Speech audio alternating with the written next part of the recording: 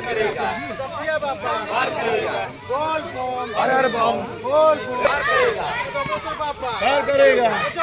धवलेश्वर के बाबा धवलेश्वर के हर महादेव हर महादेव।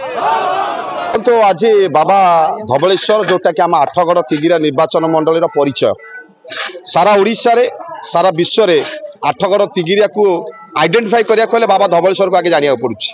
से परिप्रेक्षी आज हूँ श्रावण मासर शेष सोमवार लक्षाधिक श्रद्धालु बा भक्तगण आसीथिले। एठी से समय मुझे निजे जलाशय करके आसीथिले देखिले एठी विभिन्न प्रकार प्लास्टिक वर्ज्यवस्तु पड़ी।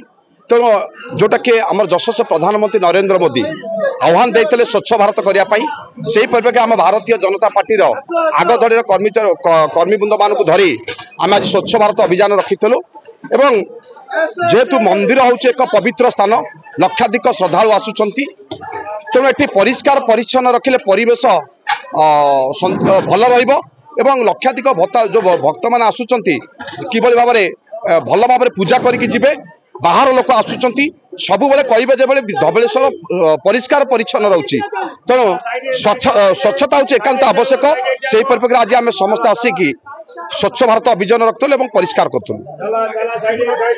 देखु आज बाबा धवलेश्वर को आज दर्शन कली आठगड़ तिगिरिया और सारा ओडिशार समस्त को भलरे रखंतु एटा मु प्रार्थना कली।